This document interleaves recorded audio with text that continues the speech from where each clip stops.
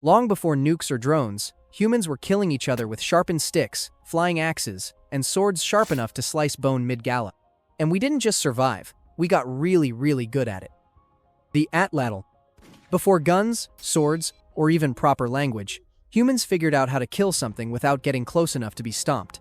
Enter the atlatl, basically a stick, but smarter. It worked like a throwing arm extension, like your shoulder got a bonus level.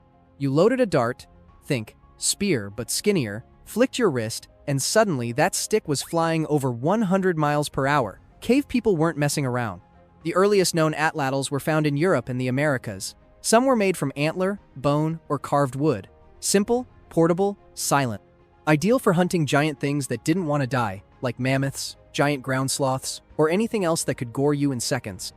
And yes, they were also used on other humans. Archaeologists have found skeletons with bone punctures deep enough to make it clear. That wasn't a lucky jab. That was a high-speed dart through the ribcage.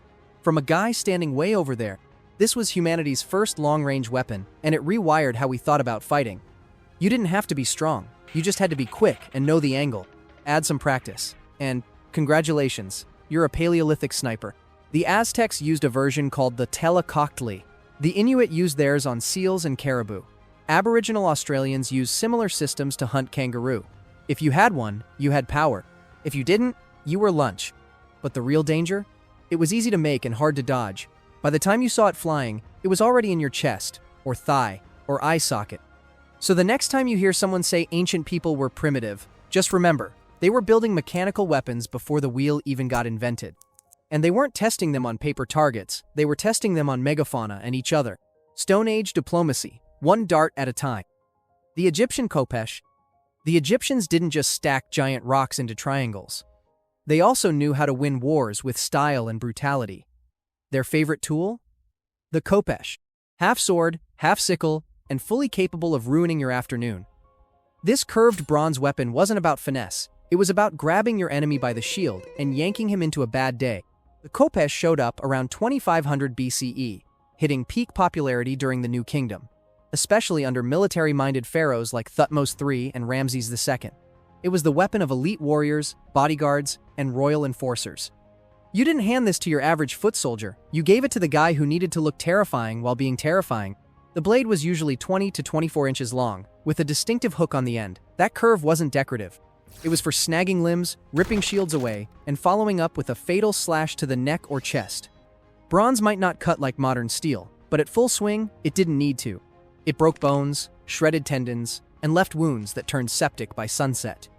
Tutankhamun was buried with a golden khopesh, not because he used it, he probably didn't, but because symbolically, it said, "I had the power to gut you." That's the thing about the khopesh. It wasn't just a weapon, it was a status flex, a curved badge of authority, danger, and divine right. The Egyptians used it in chariot warfare, where it worked perfectly in close-quarter chaos. Imagine flying past someone at 25 miles per hour and swinging that thing into their exposed side. It wasn't elegant. It was efficient. And in war, efficiency wins. It also had ceremonial uses. Some records mention pharaohs using it. Publicly. Ritualistically. As a message to anyone thinking of stepping out of line. Today, most people think of Egypt as the land of pyramids and cat mummies. But the khopesh? It tells the real story. You don't build a kingdom that lasts 3,000 years without a little enforcement. Bronze Age diplomacy. Curve the blade, keep the peace. The Assyrian composite bow.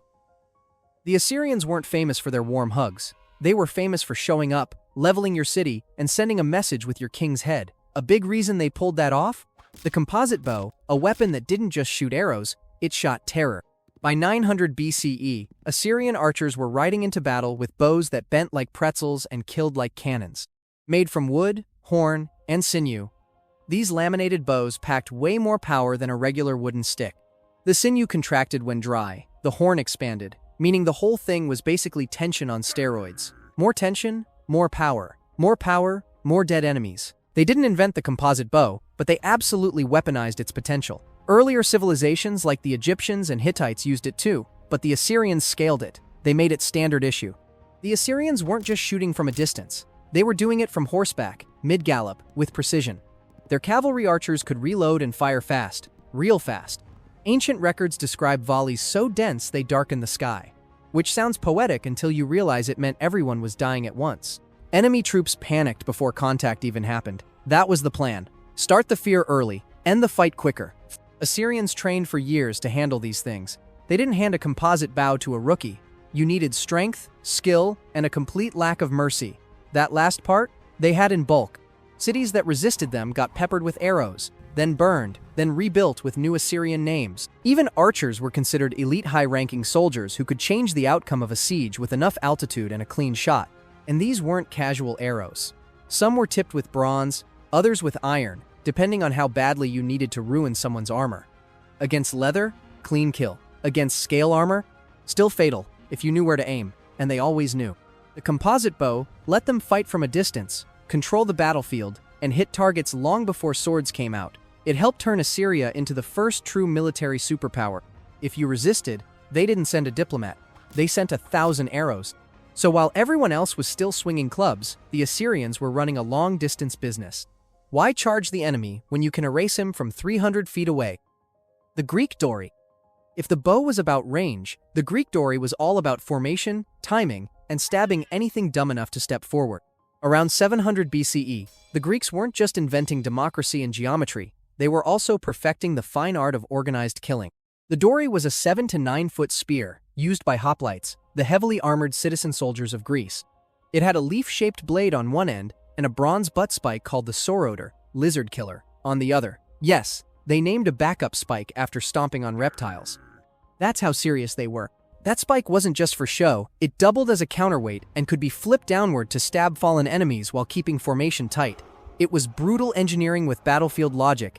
The real genius wasn't the spear itself. It was how they used it. Hoplites fought in tight rows, shoulder to shoulder, shields overlapping, spears jutting out like a human porcupine. This was the phalanx. If you were in front of it, your options were 1. Run, 2. Get skewered. Even Alexander the Great's dad, Philip II, took this concept and made it deadlier by making the spears even longer, up to 18 feet. But the classic dory remained the OG of Greek line combat. The dory wasn't thrown. It was thrust, repeatedly, usually at your chest or face. The sauroder at the back could be driven into enemies if the blade broke. No blade? No problem. Still deadly. The spear was designed for control. Keep the enemy at a distance. Press forward slowly. And stab until there's no one left standing. It worked. Against Persians? Against other Greeks? Against pretty much anyone not ready for a wall of muscle and bronze spikes.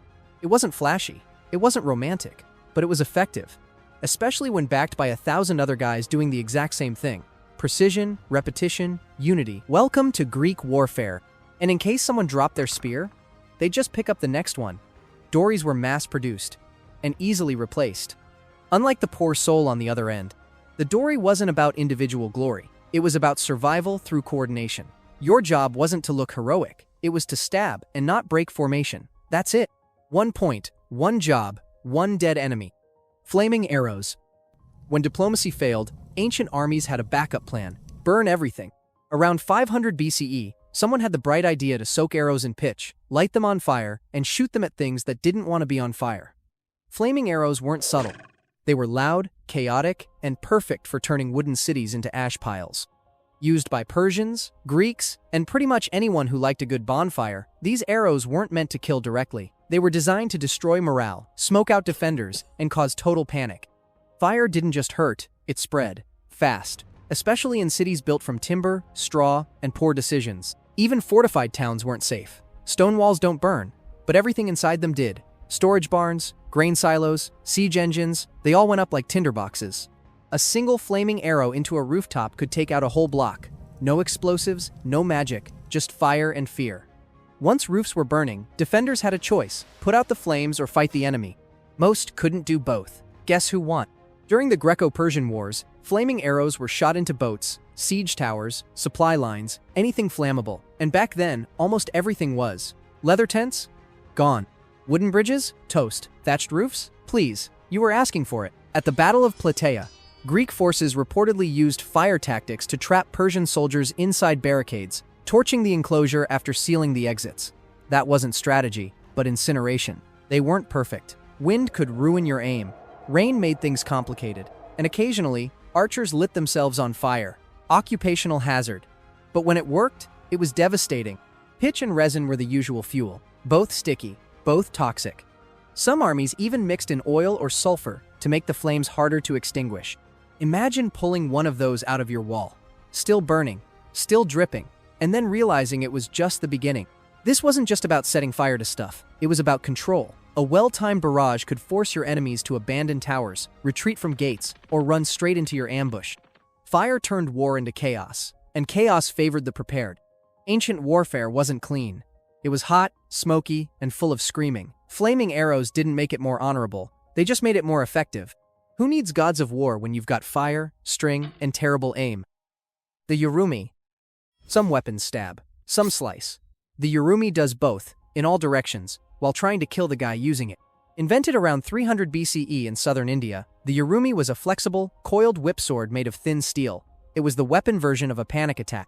It could be 3 to 5 feet long, often longer, and had the consistency of a metal ribbon. When spun fast, it turned into a blur of death, lashing around the user like a steel blender with rage issues.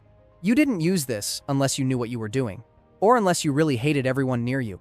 Training with the Yorumi came last in the Kalaripayattu martial arts system, because if you learned it first, you'd probably decapitate yourself before lunch. It wasn't just dangerous to the enemy, it was dangerous to everyone in the room. But when mastered, it was terrifying. The Yorumi could wrap around shields, strike from odd angles, and hit multiple opponents at once. Its flexibility made it unpredictable. Blocking it was nearly impossible. Dodging it meant you were lucky, or already too far away to matter. Some versions had multiple blades, spinning around the user like angry metal vines. Others had edges sharpened to a razor-thin slice, making even glancing hits fatal. You could wear it like a belt. Yes, a belt. Nothing says, "Don't mess with me," like weaponized fashion. It wasn't a battlefield favorite, too wild for group combat, but it shone in duels, demonstrations, and close-quarters ambushes. You couldn't line up against a shield wall with it, but if you cornered someone in a narrow alley, it was over. The Yorumi wasn't a weapon you handed to an army. It was a weapon you handed to the guy with no fear and no backup plan. One misstep, and it was your blood on the floor. A sword, a whip, and a death wish, all in one. The repeating crossbow. The Chinese didn't wait around for the future, they invented it early. By 200 BCE, during the Han Dynasty, they had something no one else did, a repeating crossbow. While most armies were still loading one arrow at a time, the Chinese were firing 10 bolts in 10 seconds and reloading like it was nothing. The Zhuge Nu, named, inaccurately, after the strategist Zhuge Liang, was a mechanical monster. It used a lever action system, push forward, pull back, to load and shoot bolts rapidly. No drawing string, no waiting, just point, crank, repeat. Think of it as the ancient world's closest thing to an automatic weapon, minus the gunpowder. This wasn't a long-range sniper tool. Its bolts were small, and its range was short, maybe 50 to 70 feet tops. But in close quarters, especially from behind a wall, it was pure chaos. One defender with a repeating crossbow could cover an entire gate. And if you had a row of them, good luck charging that. It also didn't require elite training. Unlike a bow, you didn't need upper body strength or years of practice. Just decent aim and 2 working arms. That made it a perfect weapon for militias, guards, or anyone defending their village from bandits or invaders. Some were even poison-tipped. The bolts were too short to guarantee a kill, so poison helped seal the deal. Get hit once, and maybe you lived. Get hit twice, and the clock was ticking. While it didn't dominate battlefield warfare, it revolutionized defense. It was cheap, easy to make, and terrifying when used in groups. Even the noise, clack, clack, clack, was enough to rattle nerves. You weren't just being shot at, you were being outpaced. Later dynasties kept refining it, but the core design never changed. Why mess with something that worked? Other civilizations wouldn't see anything like this for another 500 years. Europe wouldn't even invent the crank crossbow until the Middle Ages. China? They were already using lever-action death machines before Julius Caesar was born. When you need to shoot fast, reload faster, and terrify everyone, build it simple and crank it deadly. The Roman scorpion. The Romans didn't just conquer the world, they engineered the process. And when stabbing a guy with a gladius wasn't dramatic enough, they brought out the Scorpio, or Scorpion, a torsion-powered, bolt-firing siege weapon that turned people into pincushions from across the battlefield. Developed around 100 BCE, the Scorpion was basically a stationary sniper rifle. It used twisted sinew ropes for tension. You'd crank it back, drop in a 3-foot-long iron bolt, aim, and release. That bolt would fly up to 400 yards and hit with enough force to punch through armor, shields, or anyone standing behind them. It was small enough to be mounted on carts, walls, or even ships. You could carry it into battle, prop it up on a hill, and pick off officers or standard bearers like you were playing a very violent version of darts. Unlike giant siege ballistas, the Scorpion was made for precision kills. It didn't knock down walls, it knocked down commanders. If you saw your general take a bolt to the chest out of nowhere, chances are you'd rethink your career path immediately. Each legion had multiple Scorpions. Some estimates say around 60 per legion. That's a lot of flying metal for one marching army. Combine that with Roman discipline and logistics, and you've got a battlefield where even staying out of sword range didn't keep you safe. The real genius? It was silent. One moment, you're giving orders. The next, your helmet has a bolt sticking out of it. No explosion, no warning. Just a metal rod through your torso and a very confused expression. They were used heavily in Caesar's campaigns, and again during the siege of Jerusalem. In both cases, the Romans didn't just overwhelm, they sniped their way through resistance. The Scorpion proved that Rome wasn't just brutal, it was calculated, mechanical, and disturbingly efficient. You weren't fighting wild men anymore, you were fighting engineers with a kill list. Why waste soldiers when you can drop enemies like flies from 400 yards away? The Francisca. If you heard a loud thunk followed by chaos, chances are a Francisca had just entered the chat.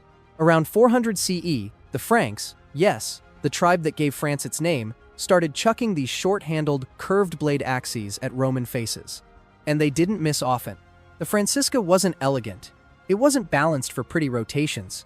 It was made to fly unpredictably, smash shields, snap bones, and terrify everything in its path. The blade curved forward like it was already lunging at you. Its handle was short, the metal head heavy. That meant you could throw it hard, fast, and with just enough wild spin to make blocking it a gamble. These weren't backup weapons. Warriors hurled them right before the charge, hoping to break shield lines or at least make everyone flinch, and it worked. Roman soldiers, who prided themselves on formation and discipline, hated facing Frankish warriors armed with Franciscae.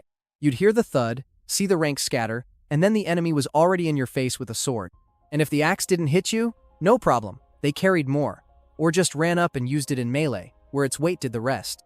It was brutal up close, perfect for hacking through armor or ending fights quickly. Some warriors even filed the blades unevenly to make them spin more erratically in flight.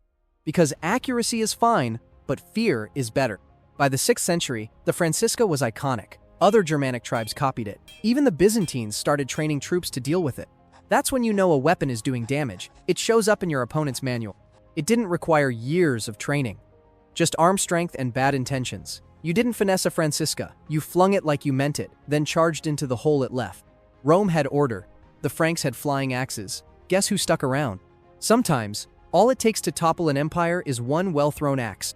The Damascene sword.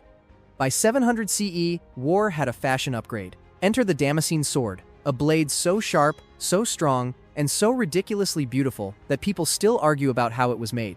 Spoiler. It involved Wootz steel, India, and a level of metallurgical flex that medieval Europe wouldn't catch up to for centuries. This wasn't your average iron blade. Wootz steel was imported from South Asia and forged using insanely high carbon content.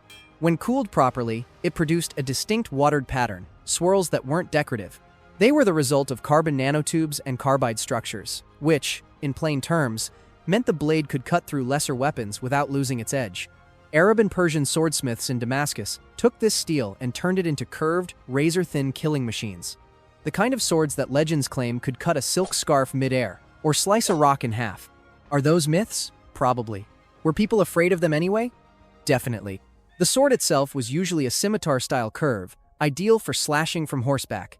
Cavalry armed with these blades tore through infantry lines across the Middle East, North Africa, and Spain. During the early Islamic conquests, the Damascene sword was more than a weapon, it was a symbol of divine force and elite status.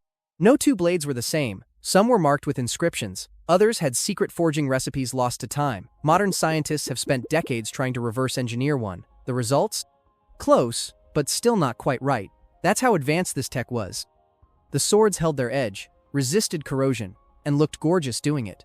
Combine that with a rider shouting battle cries at full gallop, and it was a psychological weapon too. And yet, despite all the precision and beauty, the Damascene sword had one purpose: to kill better than anything else around. It didn't need magic, just metallurgists, carbon, and 1,000 years of forging perfection. When your sword's prettier than your palace and sharper than your politics, you've officially arrived.